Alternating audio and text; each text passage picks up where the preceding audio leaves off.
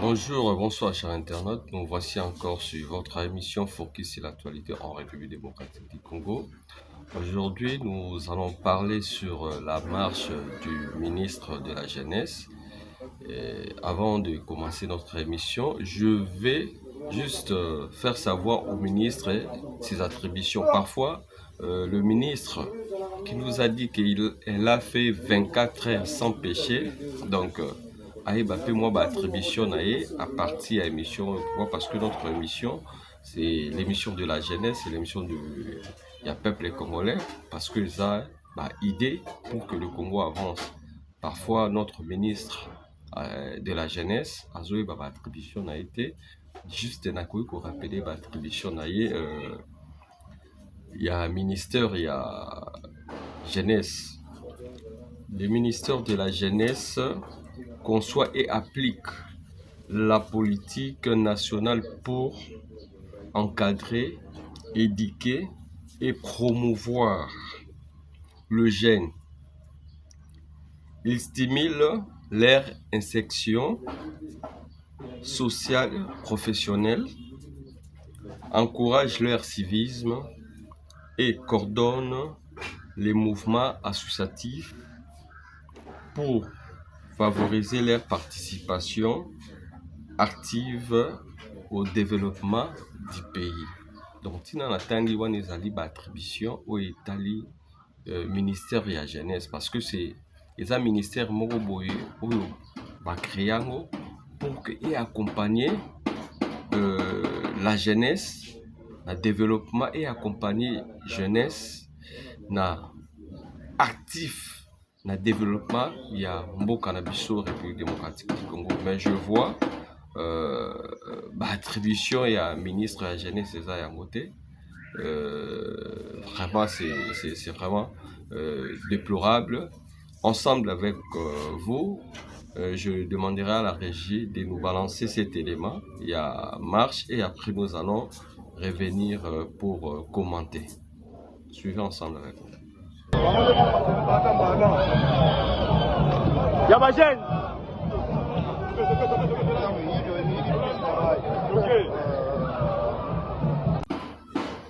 Merci, vous avez suivi ensemble avec moi cet élément. Il y a marche pour les Alaki pour le changement de la constitution. Il y a eu des jeunes présents au Bayaki pour participer à l'appel. Il y a mademoiselle ou même madame la ministre de la jeunesse. Nous avons vu ensemble participation, il y a des jeunes au Bazalaki wana. Moi-même, j'étais aux environs, il y a là où marche et bandé s'est déroulé. J'ai eu aussi le temps de parler avec cette jeunesse-là, où va participer à la marche. Il y a madame la ministre de la jeunesse pour soutenir le changement de la constitution. Pour le oui, je le vais. J'ai eu un peu le temps de parler avec cette jeunesse-là, où va participer à la marche. On a posé bango quelques questions. Yatouni bango, vous avez participé à la marche, oui, je le vais.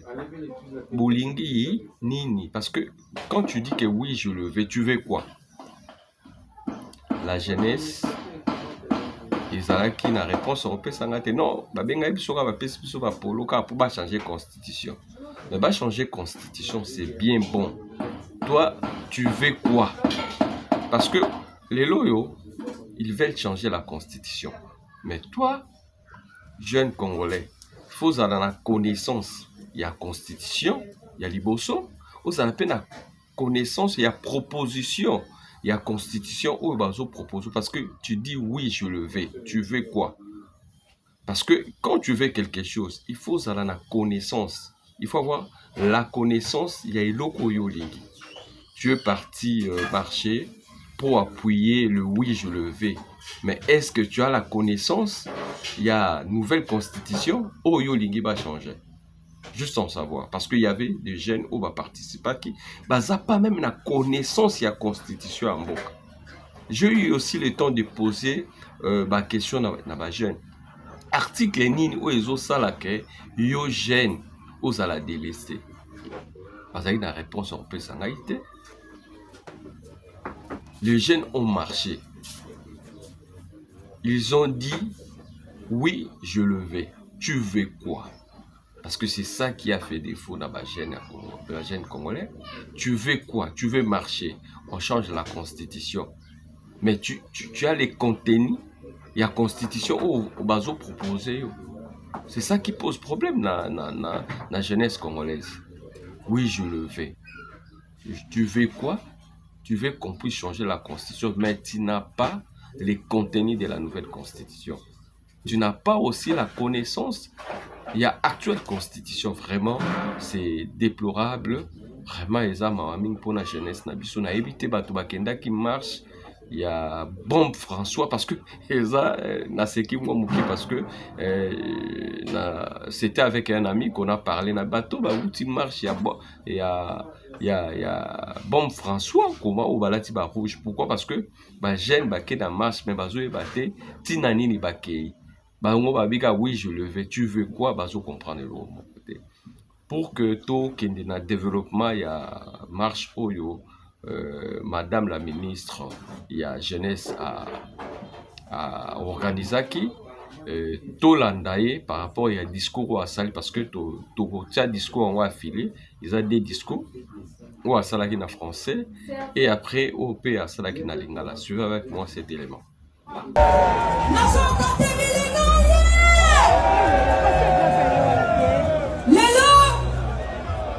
Le 12 août, Journée internationale de la jeunesse.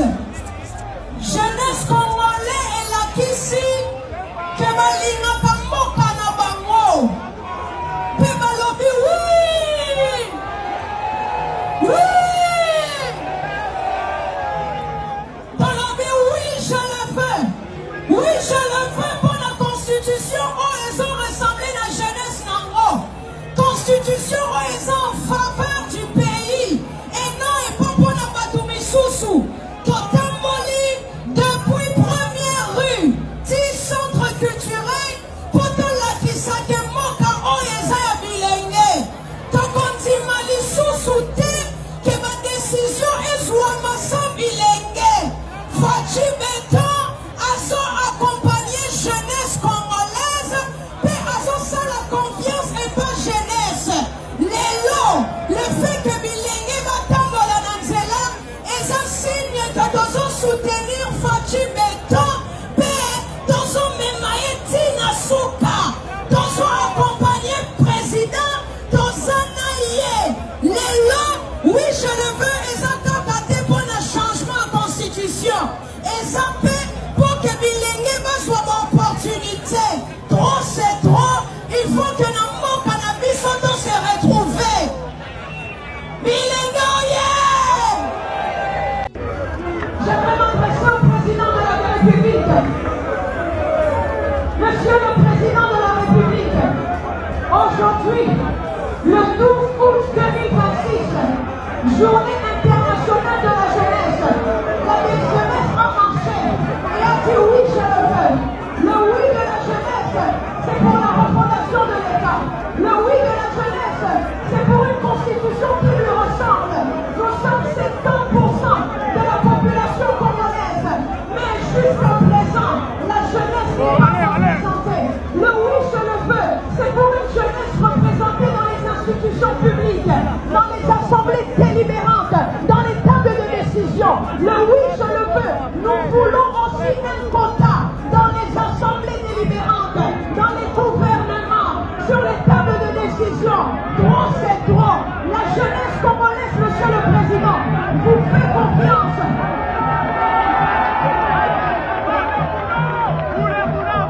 La jeunesse congolaise, monsieur le président, vous fait confiance. Et cette jeunesse demande aussi que vous puissiez leur faire confiance en les accompagnant, en les soutenant. La jeunesse congolaise dit oui, oui, je le veux à un dialogue qui va en faveur du peuple, mais pas en faveur des individus. Parce que le Congo n'est pas un gâteau. Il est derrière. Il est derrière.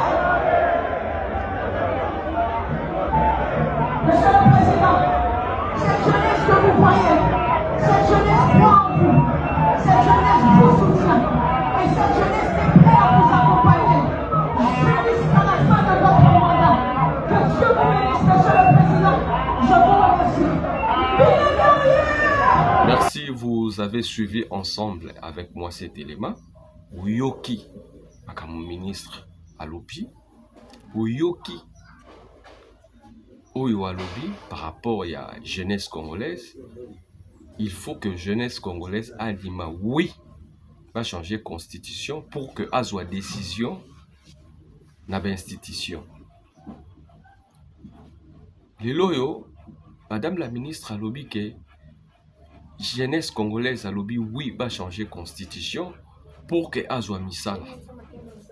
La dame la ministre, elle a parlé beaucoup pour la jeunesse wana congolaise. Mais je vais contredire Madame la ministre et je vais dire aussi à cette jeunesse-là pourquoi vous êtes manipulés. Parce que quand on vous dit tout changer constitution pour que yo soit décision, pour que yo soit monsala, tout temps à la constitution oyo balobi ki ezali mabe, yo jeune congolaise aux ana droit T. Mais il faut pas changer constitution pour qu'on a droit pour que Ozo Moussala, pour que Ozo ba décision. L'histoire de la République démocratique du Congo. Lumumba était ministre à quel âge? Bakimpa, Batouana Nyos, même Laurent Désiré Kabila, Tanga Bandaki, combat à rébellion. Il avait quel âge? Mobutu, président de la République démocratique, Mobutu, président du Congo et du Zaïre. Mobutu avait quel âge? Il était jeune. Toye Kabila, fils Joseph, a eu pouvoir na âge à 29 ans. Il était jeune. Elle-même, la dame la ministre, est le ministre à quel âge? Les lois l'obanabino que jeunesse bozaline n'a droit à décision T. Il faut pas changer constitution pour participer. Mais moi je dis quelque chose. L'autre ministre au bazar jeune, même ministre il y a affaires étrangères. Kaikwamba, elle a quel âge? Toye ministre nabiso ya finance. Il a quel âge? Toye Guy Luando. Il a quel âge? Tozana ba ministre Oyo, Bazali ba jeune. Lorsqu'on est dans l'Assemblée nationale, nous avons combien de députés jeunes? Même lorsqu'on est dans le Sénat, la jeunesse congolaise participe à la décision à Mboka. Je le contredis. Parce que quand la dame, la ministre, a dit qu'il ne faut pas changer la constitution pour que la jeunesse soit maloba, on s'est assemblé, on s'est à l'institution, mais l'élo oyo. Sokotali, nous avons des ministres jeunes, nous avons des sénateurs jeunes, nous avons aussi de parlementaires jeunes. Oh, l'élo bazouaka ba décision. Même au sein de l'armée, nous avons des généraux jeunes. Mamadou Ndala, attends qu'il était général à Koufana Ajni. Bah, Delphin Kaimbi. La jeunesse participe toujours à la décision Yamboka. Mais quelle jeunesse? Il faut une jeunesse consciente. Et là, la dame, la ministre a lobby que par rapport à jeune, tous en à droite, la constitution. Pourquoi? Parce que oui, je le vais. Et ça pour changer la constitution. Pour que tout soit constitution à Sika. Mais tout mes cabotan a une constitution à Kala. Oh, la dame, la ministre a lobby que la jeunesse a se retrouvé dans la constitution à Kala. Il faut changer la constitution. Toko kende na constitution au Yakala. Na autant de la tout ça dans article 11, article 12, article 13 et autant sur article 59, autant article 72 et autant article sont aidés. Naibiti na mito autant article wana pour que naib sabino la dame a kosibino jeunesse congolaise a kosibino. Pourquoi? Parce que même dans la Sibino, Yemoko, la dame, la ministre, elle a quel âge? Elle est jeune. Il y a des moutons, elle a une décision pour changer la jeunesse congolaise. Il y a des moutons, elle a une décision pour que Les loyaux, jeunesse congolaise a se retrouver. C'est elle. Mais elle est aussi jeune. Tant que Sabino que jeune congolais, aza na malobate à koloba pour Namboka, c'est faux et archi faux. Pour voter en République démocratique du Congo, pour que Opesa moto mandat, pour que Mouta comme président de la République, pour que Mouta comme bourgmestre, pour que Mouta comme député. Les loyaux, Namibeko Yamboka Nabiso, à l'âge de 18 ans, nous avons droit à vote. Et les kolobake, les loyaux, biso nyos tokoki kolobate, totinda kaba député, pas lobé la biso. Les lots, quand jeune azo voté à l'âge de 18 ans, moutozo voté à l'âge de 18 ans, à sa jeune. A Pessim Pifo, Yamolobeli, député à l'obélaï. Il y kolobake, la jeunesse, na constitution oyo, azali, na pouvoir, yakopé sa moutou mandat, pour moutou à l'obélaï. Quand la dame la ministre dit que la jeunesse a un droit à kolobate, vraiment, même ba jeune oyo bozalaki, wana présent na palais du peuple, na discours il y a la dame, la ministre, boyebi même pas qu'on contredire parce que yé moko aza jeune, bo votaka na âge ni na 18 ans. Na pesibino ba exemple pour être président de la République démocratique du Congo. Namibe Koli Konzi Amboka na biso avoir 30 ans. Pour être député, il faut avoir 25 ans. Yebisanga siko et sikani bakangeli la jeunesse porte pour qu'elle ait décision dans Mboka. Binomo vous comprendre que la dame, la ministre vous a menti pour qu'elle va changer constitution. Azoko Sabino. Total l'article où il y a tangi, pourquoi? Parce que biso ezalaka après valapui pour que que tout le baba sotis pour que to kosa jeunesse wana biso tozali balobeli na bino tozali balobeli ya peuple congolaise parce que le loyo mboka oyo République démocratique du Congo ezali mboka na biso nyonso esenge na biso ba jeune toyeba kozwa conscience tozalaka manipulé te et pas ya ba politicien oyo bazo manipuler plus ba jeune vraiment téléphone ba publicité oyo ba code c'est dans biso donc bon parce que pour que to kende plus rapide lokola naza déjà na CAWA na article 100 et D nul ne peut être candidat aux élections législatives s'ils ne remplissent les conditions ci-après. 1. Être congolais. Être âgé de 25 ans au moins. Dans la Soukikawana, nul ne peut être candidat aux élections législatives s'il ne remplit les conditions ci-après. Être congolais, 1. 2. Être âgé de 25 ans au moins.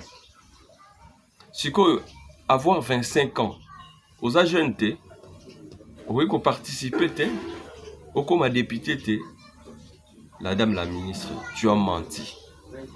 Donc, tout l'article s'étendait, il y a constitution, il y a Mibe Koli Konzi, il y a République démocratique du Congo. Oh, bazo senga la jeunesse va changer en pourquoi? Parce que la jeunesse congolaise azali na pouvoir te, azali na pifoter, azali na décision te parce que constitution oyo ya sika nde mutekope saye pifowana voyez na article s'étendait.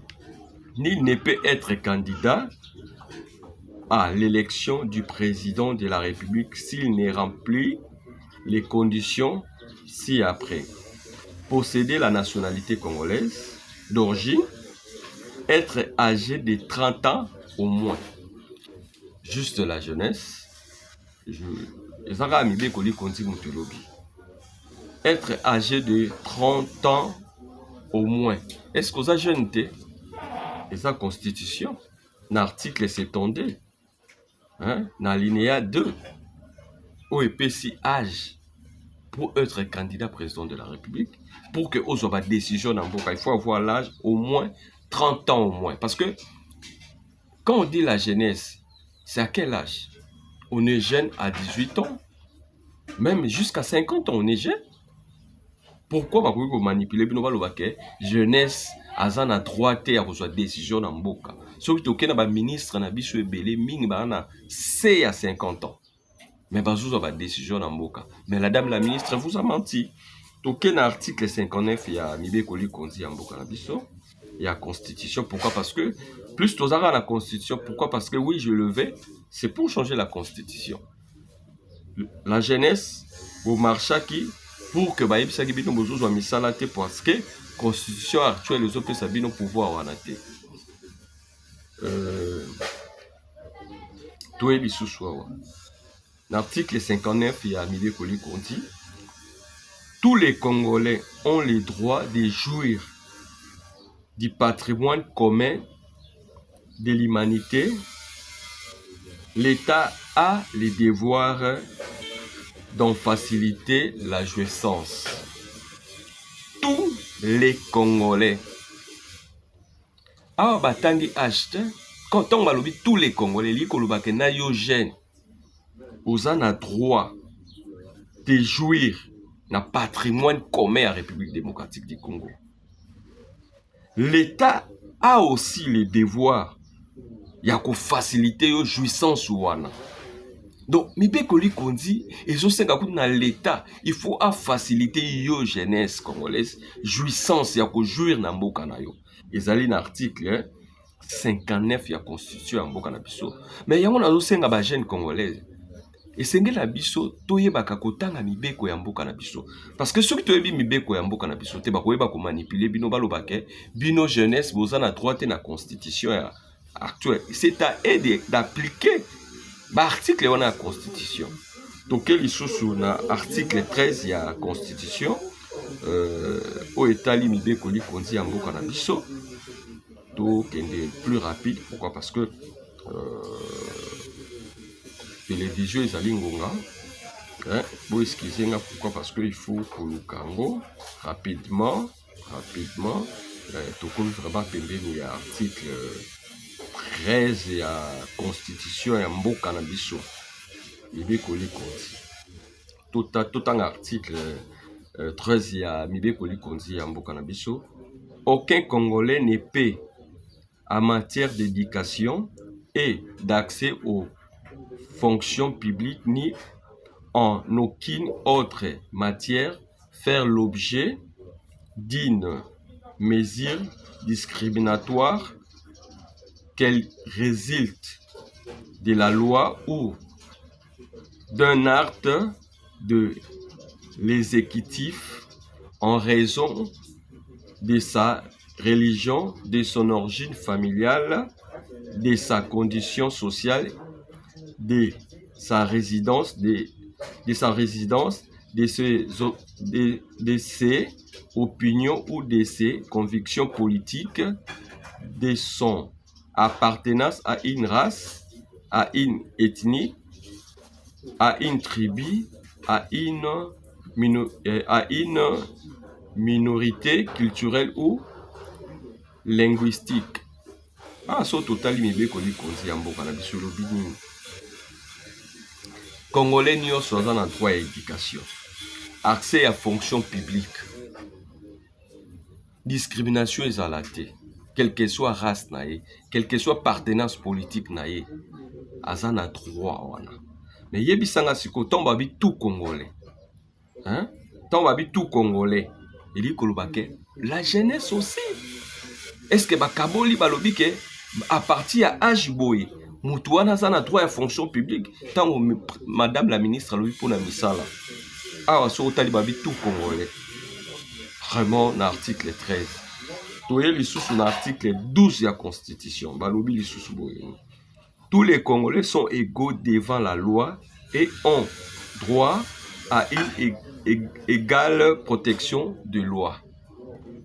Ah, sous babisa Congolais nyos, na jeune, na ba vieillard, biso nyos to na droit wana.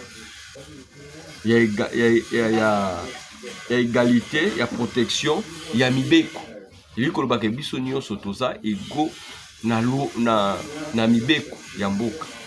Toyeli susu po tosukisa parce que tokotanga ba article nyonso te na osenga na ba jeune congolais vraiment bokende boluka constitution na yebisaka bino vraiment à tout moment bo télécharger constitution na ba pareil na bino bokotaka na ba TikTok te na ba FB te na ba nini te hein bokotaka pe bo télécharger constitution bo meki pe kotanga botala soki ba intérêt na bino ezo se retrouver te au lieu que bakosaka bino boloba oui je vais pour que soit mosala oui je vais pour que soit ba décision mais pourquoi et pourtant mibeko likondi akala ezo peso pifo wana ya makambo o bango bazo lakayo ekoya na constitution ya sika mais pourtant la constitution akala il fallait pas appliquer yango ba mettre en application. Pourquoi? Parce que vous avez droit. Mais bazoko sakala bino le tamboli oui je le vais. Tu veux quoi jeune congolais? Donc na article 11 de la constitution, tous les êtres humains naissent libres et égaux en dignité et en droit. Toutefois, la jouissance de droits politiques est reconnue au seul Congolais, sauf exception établie par la loi. Même sur tel article, nous avons la constitution, nous avons écarté l'imogénité. Quand on dit tous les êtres humains naissent libres et égaux en dignité et en droit. Il est global. Parce que vous avez aussi le même droit que le ministre. Vous avez aussi le même droit que le député. Vous avez le même droit que les sénateurs. Vous avez le droit nyonso. En tant que Congolais. Le but est que isoler les jeunes Congolais. Il faut être conscient. Les Oyo, vous avez marché pour qu'on puisse changer la constitution de la République démocratique du Congo. La jeunesse congolaise, il faut que vous ayez des jeunes conscients pour l'avenir de notre pays, pour la future avenir de notre pays. Vous savez que l'avenir, il y a des jeunes, ils sont sombres. Parce que vous-même, les jeunes, vous allez manipuler les politiciens. Lélo, on est politique. Bobino, les jeunes, vous avez un parti politique et belé. Mais lélo, Moussala, il y a un parti politique qui a encadré les jeunes. Il y a former bino, il y a orienter bino. Même rôle, il y a ministre et la jeunesse, c'est pourquoi promouvoir la jeunesse, éduquer la jeunesse, encadrer la jeunesse. Aujourd'hui, la jeunesse congolaise est délaissée. Il y a la délinquance juvénile, les koulouna, là, les phénomènes koulouna. Quelle est la politique de la ministre à jeunesse? Depuis qu'elle était ministre à la jeunesse, les lots, tout ça n'a pas koulouna. Les lots, oyo, la politique, oyo nini, Madame Grace Coutinho, Acha pour encadrer les jeunes koulouna, la délinquance juvénile. Aujourd'hui, la prostitution bat son plein. Les autres sont au ba capella, au ba matongé, au ba bon marché, au par-ci par-là. Au ba jeune fille, même sous bazali ba mineur, ba ça la prostitution. Les lots, quelle est la politique? Il y a Grace Coutinho pour la jeunesse ou ana ou le continue la prostitution. Les lots oyo droit. Il y a UNESCO, ils ont interdit les travaux forcés na bana mikie, les enfants mineurs, bana mineurs. Les lots soki au tamboli na ville en Kinshasa, au komona bana mineurs, bazo sala cirage. Les lots au tamboli na ville en Kinshasa, au komona bana ya mineurs bazali kote kanguba, bazali kote ka ba o babenga ngo biloko ya effet. Quand tu circules les lots dans la ville à Kinshasa, la plupart, il y a les enfants de la rue sont de mineurs. Quelle est la politique appliquée par la ministre de la Jeunesse pour encadrer les jeunes wana? Les lots sont les lots même na ba ténoncé, il y a ba terrasse, on peut recruter bana miki ba mineurs. Quelle est la politique? Il y a la dame la ministre pour cette jeunesse là. C'est elle qui peut encadrer ba jeunes wana. Les lots oyo Sokotali, la délinquance juvénile, la jeunesse est délaissée. Il n'y a pas une politique, même politique, Oyo, il y a des réseaux sociaux. À quel âge, moi, on a utilisé TikTok? Mais les loyaux sont au Kenya, Chine. Il y a une politique au Basala. TikTok, il y a Bana, il y a Miki, il y a Baminer. Juste, Bazo Laksabango, Bazo formé Bango. Na ba fabrication, il y a ba montre, il y a créativité, même Facebook. À quel âge moi na quoi écouter na Facebook? Mais ici il n'y a pas cette politique là. Il y a quoi encadrer jeunesse. L'autre ça na ba association culturelle. Est-ce que la politique il y a ministre, il y a jeunesse, grâce Coutinho ezani. Parce que jusqu'à présent on a eu politique il y a ministre à jeunesse.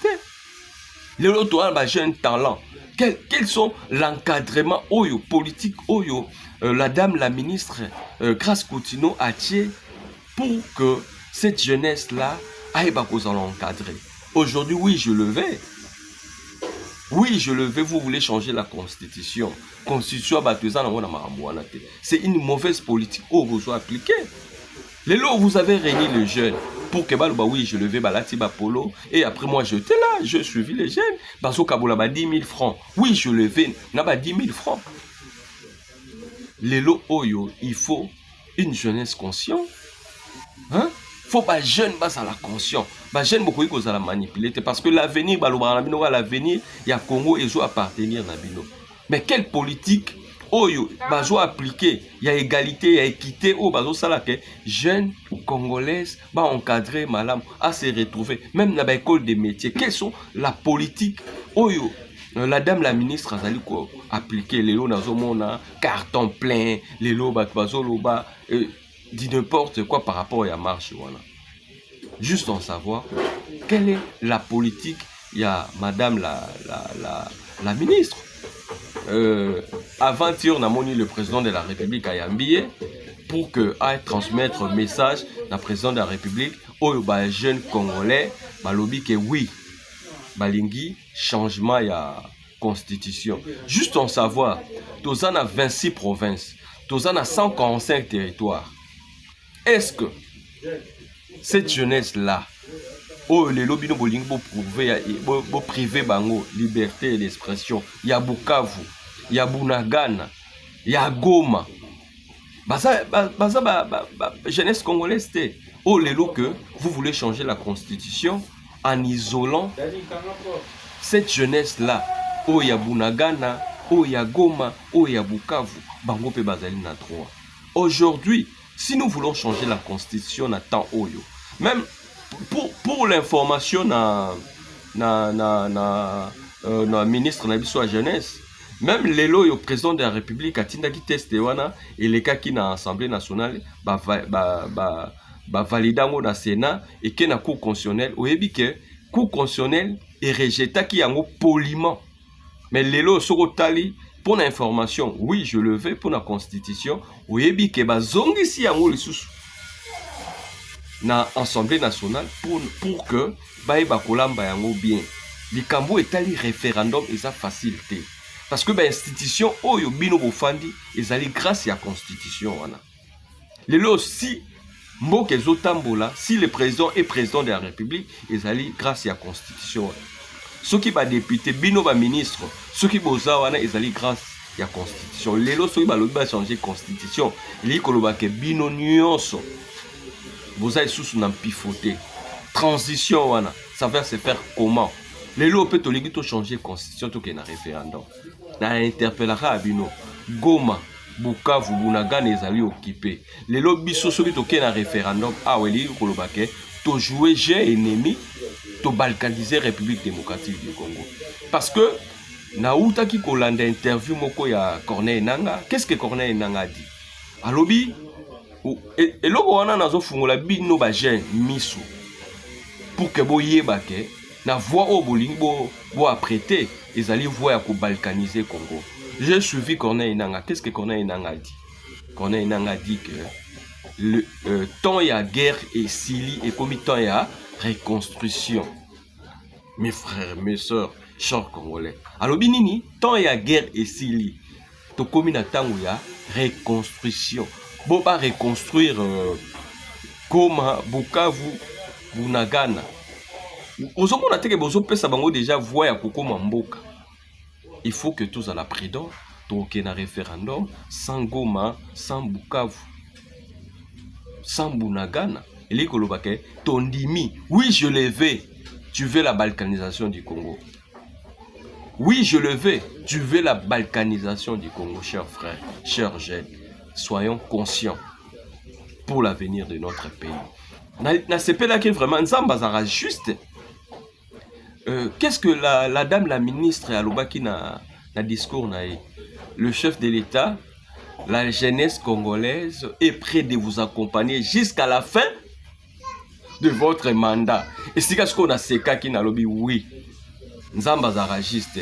Au sali campagne à changement à constitution, au sali yango, souka lobby kakake, jeunesse wana ezali prêt ya ko accompagner le chef de l'État tina mandat na ya souka na 2028.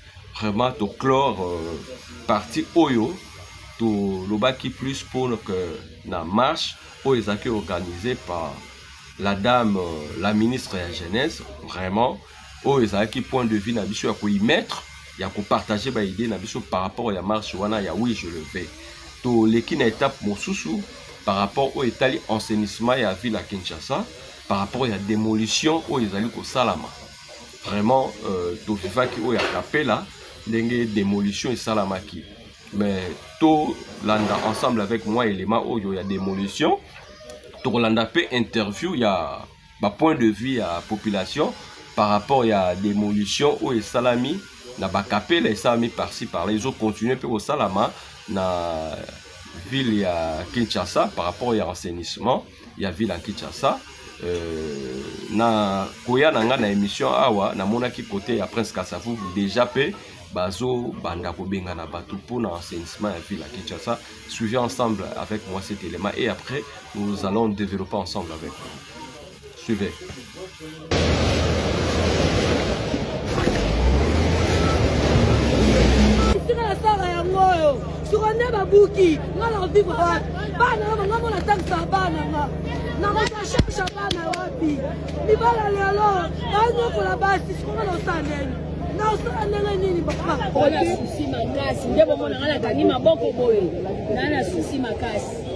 biso tozala toala moyen na biso oyo ke tozongisa bana classe mama kelinga tosalaka bandako tosukela wana mibali vraimen biloko ya boye atuka papa yokela biso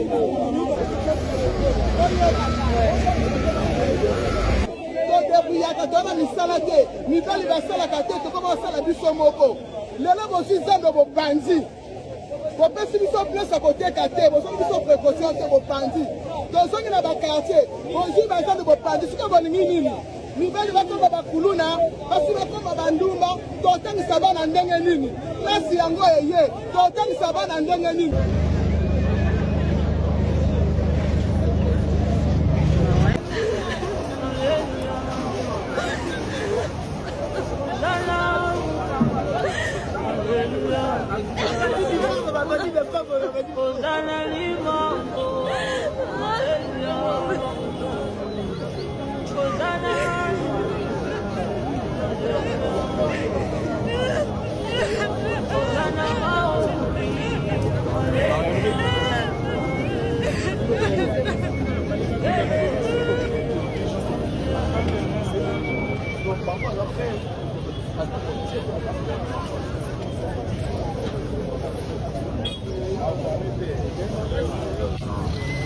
Kapela te bolumbi kito te kapela te bolumbi te mibi bazongi na molini ekoti na kapela kito te mibi bazongi na kapela bakulu na nyoso bazongi ko bakulu lebele bakoma na bango bana ngulu bakulu lebele bakoma bana ngulu bakoma sa ngulu na minito kimoyi bezongi ko bote lezongi na kapela ko bote lezongi si ya makati kapela tika vide basala ba perte blo na bango dele bona ngai nazala mundier ne grandi na kapela et pas la biso na kapela un bis à l'époque quand on kola les biso ou c'est pas la biso o sala ti wenza yolo zo mona donc ils avaient lelo et comme baba ba terrasse ba donc na sepeli na likambo fachi asali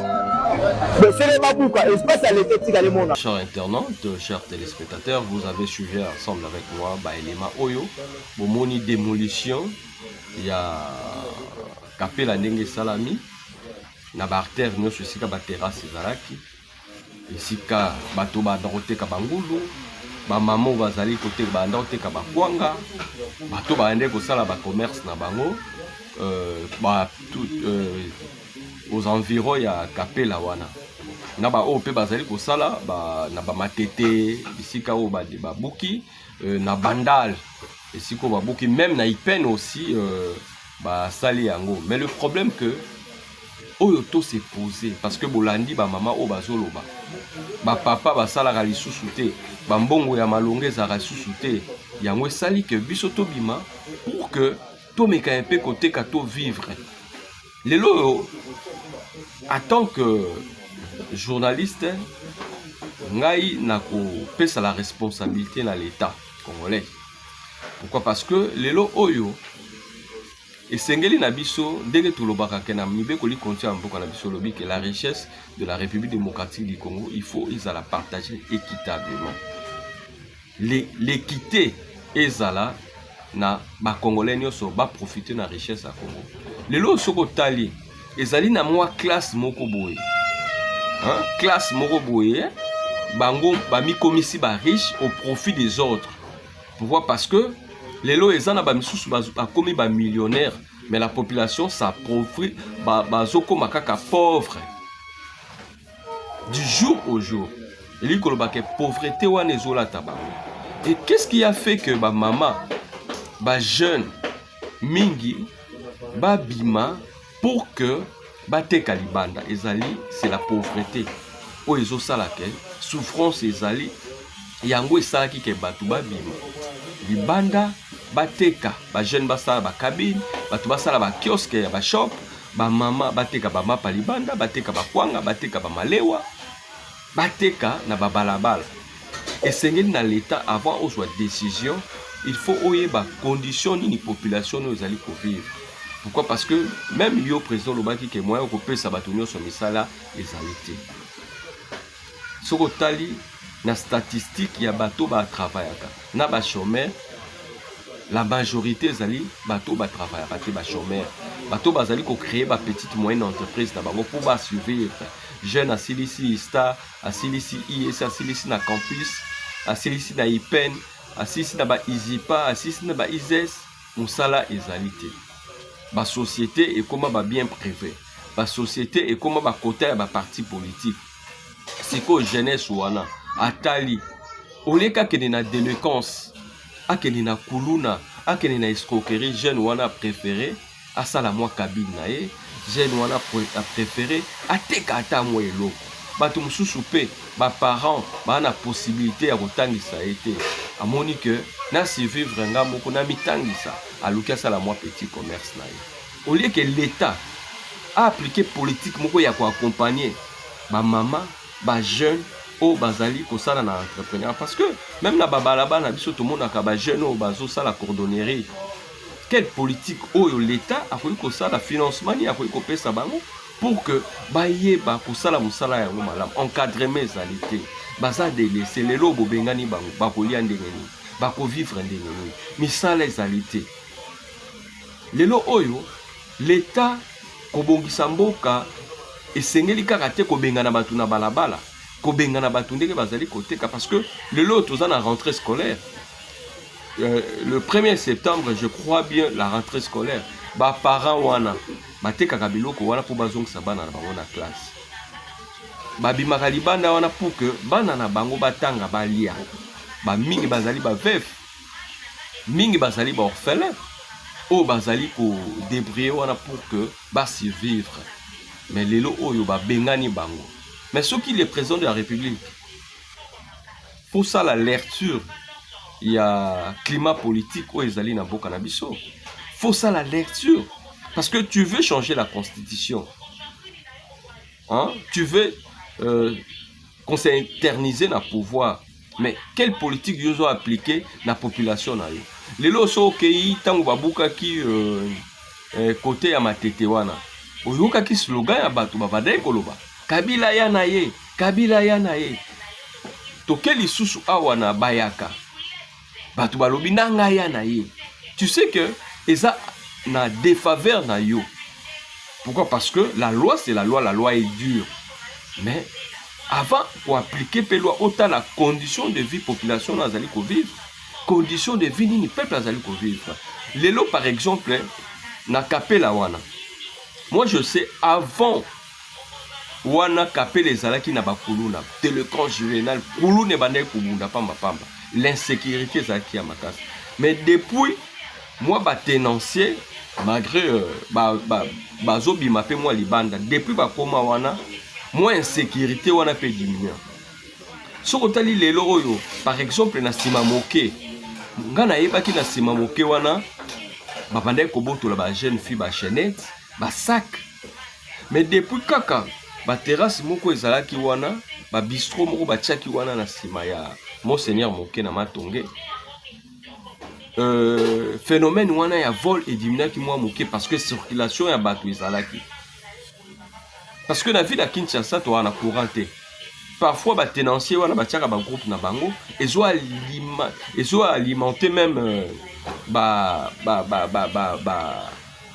commune na biso moi lumière wana parce que courir za ressourcer. Mais moi ba tenancier wana basala ke moi lumière ezala moi mutu pe so azongi na moi butu ahobona pe ke batu baza bazo circuler. Lelo soki bobomi botala to ya criminalité comme la ville à Kinshasa. Lelo même ba marché mususu o ezalaki par exemple marché o babengaki marché à Jakarta. Marché on ezalaki 24h/24h. Moi je me souviens na bibaki tokendaki na mimo quelque part tozongi air moko tardif wana nazaki na kauka na komi na Matonge. Je me suis dit ah la minute so na bina kota place nazali eza moi tine insécurité zali na préféré na fan na Matonge. Je eu le temps na sombi moi quelque chose na nga romela. Je eu le temps au fan na Matonge ti 6h tu 5h pour na zo eliko lobake lokola ba activité ezalaki na Jakarta ba maman wana bazoteka 24h/24h circulation à batu ezalaki pe ko empêcher moi insécurité. Eliko lobake l'état faut talent parce que tous na ba commune ezali résidentielle. Tous na ba commune ou ba institution ezali en plus toi pe na ba commune ezali commercial.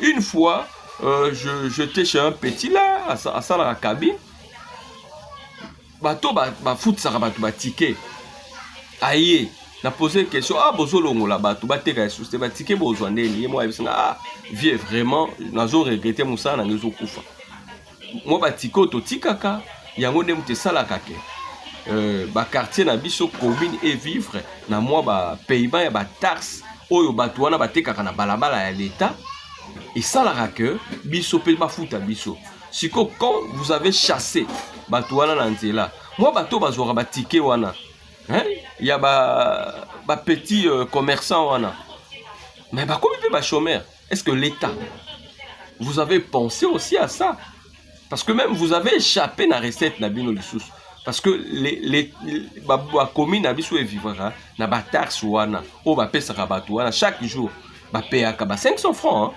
Il y a des 500 francs ou ba futaka chaque jour na bato wana ba contribuaka na budget ya mboka ba contribuaka. Pourquoi? Parce que vous savez la rétrocession pe salamaka ba commune ezui ba mbongo etindango na hôtel de ville etindango na gouvernement central et après il y a eu la rétrocession et likoloba ke bango pe bazo participer na budget ya mboka na reconstruction ya mboka même banzela so ezo sala mabato wana pe oyo ba futaka mo ba taxe na bango ba impôt na bango mike bazo participer lelo bobengani bango na balabala bako vivre ndenge nini bako vivre ne parce que lelo yo pour assainir la vie de Kinshasa ça demande pas il faut jeter bato nyonso na balabala botala parce que eza na bato mususu bazali musika ya makada o bazo courir ba risque vous pouvez les laisser mais bato nde baza pembeni ya makadam o bazali ko empêcher circulation wana ne bokoyi ko benga na bango ou bien ba poussani parce que même bato baza na ba maison na bango commercial bazali sous na droite même ya ko exposer ba biloko na bango libanda na moins 2 mètres na bango. Pourquoi? Parce que le lot soki osui maison commerciale soki terrasse les ki mo mosika na yo na 2 mètres ou bien 3 mètres ou exposer biloko non tu peux l'utiliser les espaces na yo mais lelo bazo benga na même kutu balingi kutu bato wana batia biloko esika wana te. Moi je mérite ceci lo peso to ebi na tanga kala Kinshasa ngo pesa ki moi propre mais to banda o mono zotambola na moi moki omoni moi kiosque moko ya Mirinda omoni moi kiosque moko boye ya Coca-Cola ezalaki même na ville. Et l'obité que les lobes nango un système à ce Kinshasa zalaki propre mais kiosque zalaki au mona kiosque bati à tabac Congo kiosque bati à Coca-Cola mais zaki na bato oyo bazaki déjà na politique il y a assainissement déjà il y a salongo après avoir aussi sa koteka mais quand on nettoyer et si ka yozoteka bon sensibiliser bango pourquoi chasser les gens kobenga na bato et qu'on produit absolument l'autre côté. Et le réseau c'est un changement de mentalité. Congolais tout d'abord faut changer notre mentalité na ye. Ayeba utilité ya enseignement.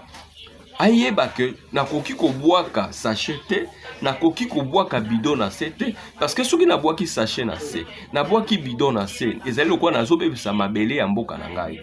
Lelo soki vila Kinshasa ezali kotonda après bambula ba inondation zo salama c'est parce que to boaki to kundi ba sachet na mabele to boaki ba bouteille en plastique na mabele moye mai ekota lisusu na se ezali te mai komi kote patepe komi kote ma yango wana zo sala que Kinshasa etonda esengeli na biso to éduquer population. Tout ça la campagne il y a sensibilisation, il y a éducation à civisme pour que les Congolais aillent pas combattre la mabele nae, combattre la mboka. Le lo moto ko koteka na balabala. Mais bon sengaye acha peto liboso ya bala, liboso esika zali koteka. Moto nyonso acha salité, acha mbindo liboso nae, azana droit à l'omande. Parce que ça aussi, recette moussou ils ont échappé l'État. Si bango va travailler, va respecter des normes, va à 5 mètres ou bien 10 mètres, pembeni ya makadam. Mais ici que espace où bazali ou bazo occupé, ba koyi kotia ba activité na bango, mais ba salango proprement. Soki ba silisi, ba komboli, ba nettoyer, ba tie propre. Et si que chaque jour, nous ta service hygiène azoleka. Azotala, azolandela bango, oyo salité zali, azu lomande, bayer, bakolo lopango, bisika ya liboso ya lopango na bango, soki salité zali, bapesi bango, convocation, bafuti amende, okomona ke Congolais nyonso kolinga liboso ya lopango nezala propre, même atatie muto azali kosala activité commerciale liboso na ye, akosenga ya ko obligé atia propriété liboso na ye, eza kosenga na biso, to sensibiliser, ba Congolais au lieu que tout bengana lelo yo soko tali to ya popularité ba ko sorte président de la République to ya popularité na ezali réduit. Pourquoi? Parce que ba mama o ba bengana ki na zando bazali kolela na kombo na yo ba bi ozonyo kola bango bandima kite yo mwana mboka oye ozonyo kola bango ba tenancé ya ba bar bazolela na kombo na yo ba mama o batekaka mapa bazali kolela ba jeune o basalaka ba cabine bazali kolela ba o basalaka ba petite commerce na bango na balaba bazali kolela parce que bazali komi bunda na bango moko. Il y a pas une politique d'accompagnement à l'état parce que l'état a accompagné la jeunesse wana te, l'état accompagné ba mama wana te o bazali ko sala petite commerce na bango o bazali koteka mwa mapa na bango bazali kokata pongi 4h du matin bakei na boulangerie pour que bateka moi bazwa mbongo pour que bafute la bana Minerval lelo bazali na libanda bazoye bate comment bako fute la bana Minerval comment bana bakolia na ndako. Vraiment le président de la République mais qu'un peu comme la moi vino hein oche moi vino hein moi vino wana baxi moi mai au meli o mais qu'un peu que ça la étude. Pourquoi? Parce que lelo décision nyonso avant ya kozwango il faut que ça les titres. Le but est que tant qu'il y a un grand marché aussi les kaki par rapport à salité aux na grand marché yango ane ko sala ke ba benga na batu na balabala mais il faut que tala condition de vie ni peuple na ngazali ko vivre lelo soki oza sûr que batu bazali ko vivre na condition malamu est-ce que ba koteka libanda est-ce que ba ko sala ba malewa libanda est-ce que bako jeune lelo soki misala mezali na mboka misala kaka ya l'état te l'état pose na capacité ya ko faciliter ba investisseurs sur rebaya pour que ba jeune baso ba emploi. Pourquoi? Parce que ça demande une politique. Parce que quand la justice est médiocre, quand ba détournement ezali, insécurité ezali na mboka, yebisanga investisseurs sur la République démocratique du Congo, c'est à vous l'État d'arranger beaucoup de choses. Lelo osokotali politique ya chef de l'État depuis qu'on a président depuis qu'on soit mandat na yo détournement en détournement. L'insécurité bat son plein. Bato bazo boma bato bazo braquer même ba jeune oyo ba cambiste bazo luka mwa bambongo na banga passe. Lelo osokotali osali statistique ya ba cambiste bazali kokufa chaque jour. Lelo bandeko na biso ba uti Kasai pona nzala souffrance passe eleki na Kasai. Batongeli bango université mais muta otanga zate. Muta otanga zate pourquoi? Parce que souffrance nanu ezali bazo luka nanu eloka kolia muta otanga ndeni. So nanu kolia eza passe. Balobi ke oui biso to ya ata Kinshasa to sala ata mosala oya kozala motard. Mais lelo ya ye asala mosala azala ata motard lelo oyo kaka bandeko na bino moko kaka bandeko na biso moko bazo braquer bango bazo boma bango chaque jour les motards bazo kufa. Bandeko na biso bazo sa babo pousa ba 3 pneus bazo sala transport ya 2 pneus bazali ko boma bango ko botola bango ba moto. Quelle est la politique sécurité oyo l'état yo zui nanu pour la protéger peuple na wana o azali ko faciliter l'état ozali na Transco est koufi, l'état ozali na Transki ne koufi, mais ba jeune wana oyo wana bandimi ko accompagner yo pour que transport ezala na Kinshasa ezala na République démocratique du Congo. Mais lelo yo bazali na insécurité. Quelle politique sécuritaire vous pouvez appliquer pour na bato wana o bazali ko sunga yo même l'état. Lelo yo bato bazali ko bengana na nzela bazali ko sunga yo l'état. Mais aujourd'hui la jeunesse est délaissée. La population est délaissée. Il faut une bonne politique. L'État doit accompagner les petites et moyennes entreprises. Parce que l'État faut accompagner, subventionner. Parce que le président de la République, comme ça, les jeunes Congolais, les millionnaires, les jeunes Congolais, ils sont comme millionnaires. Les jeunes ont un entrepreneuriat, ils ont une cabine, ils ont une charge, ils ont une pile, ils ont une hypothèque, mais les gens ont bako vivre ndenge nini parce que yolo baki okomisa bango ba millionnaire lelo bazali pour chasser lelo ba mususu ekati lelo ba mususu o bazalaki koluka lelo yo bazali délaissé lelo bazali chassé na balabala esengeli na l'état ozwa makanisi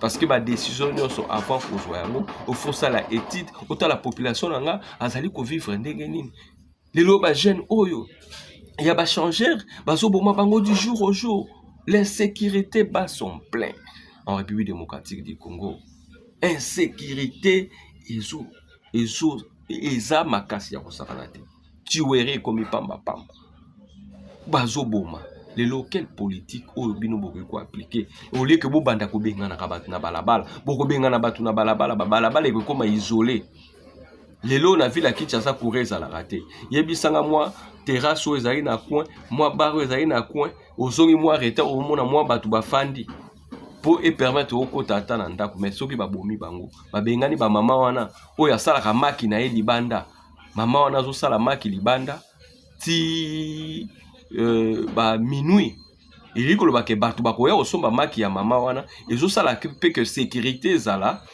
pour batu ba circuler mama wana ko tia moi torche na ye akotia moi torche na ye et alimenter place wana atie moi ampoule na ye alimenter place wana moi circulation batu bazo vanda ba osesa ba maki ezo aider pe insécurité ezalate place wana ezala fréquentable mais vous prenez des décisions sans que bosala ba analyse ba jeune batekaka mwa bangulu na bango mingi bazalaki bakuluna batikiki kuluna balobi ke tobelela ata client soka zoya aya osomba ata ngulu lelo bobengani bango bako vivre ndenge nini ba jeune ya wenza bayaka bazolela babibende na bango batekaka bobengani bango lelo assainir la vie de Kinshasa esenge na biso il faut sensibiliser la population lelo yo totali esika bazali koteka oyo ezali ya propriété tolongoli bango soki bazali pembeni ya makadam oyo ezali koempêche même circulation oyo mpe ezali kotia bango na risque mutuka ekoki kotuta bango on peut kopusa bango lelo bozobenga na bato wana bozopropose bango esika bakokende te parce que bawenze na biso mpe eza nango susu mingi te esi etondi esenge na bakonzi ya mboka na biso bayemeka mpe koyoka population bayoka base. Namoni tokomi presque à la fin de notre émission. À la prochaine, je vous dis bye bye.